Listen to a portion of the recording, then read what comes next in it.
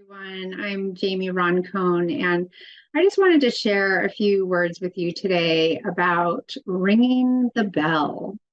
That often happens in the world, in the cancer units, in the infusion units. I just first want to say I did look up a little bit of where this came from. And initially, the bell ringing started in radiation units.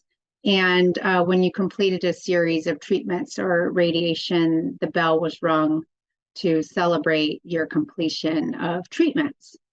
On a metastatic journey, being 5.5 years in, and I often am in the infusion units getting chemo.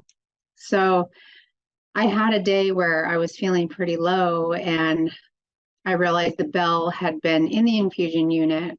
And often, again, it's used for when people have an initial breast cancer diagnosis or any cancer diagnosis, but they've completed a treatment which hopefully has cured and gotten rid of their cancer.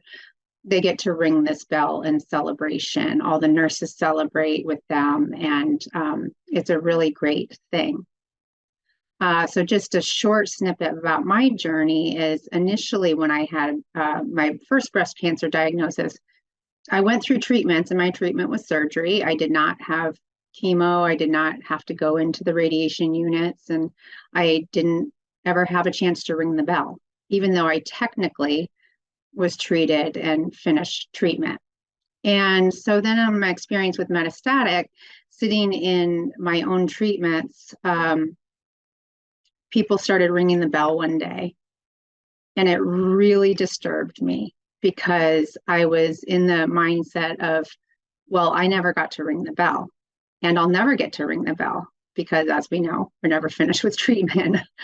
So I started feeling pretty down about that, and this isn't right. And this was also very alarming when I wasn't feeling well, and that's why I looked it up where it started, because I'm thinking, how can this be celebratory when a lot of people in here are not celebrating? So I swallowed it and took it in a little bit and realized that even though I didn't have those markers, that I could still send a celebration to someone else. And I could also look at my own story, where I was that today. And I started asking myself, well, what can I celebrate today?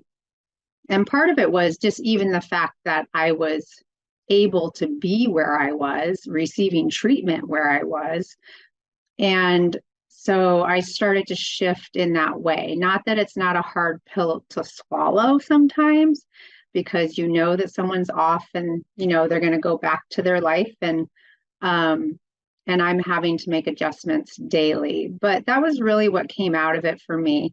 And it also did beg the question for me, you know, can the facilities and hospitals possibly move this ceremonial or bell ringing to even a different room, a different place, even off in the hallway in one of the conference rooms, where they get to have that little piece when they're leaving treatment, but it's also respectful of people who are within the infusion unit getting their treatments that day, because it is alarming. So I just wanted to share a little bit, because I think it's easy to fall into, I'm never going to have that. I didn't get to do that. And, you know, be annoyed by people who are. But I really had to dig deep to find joy for others in their celebration.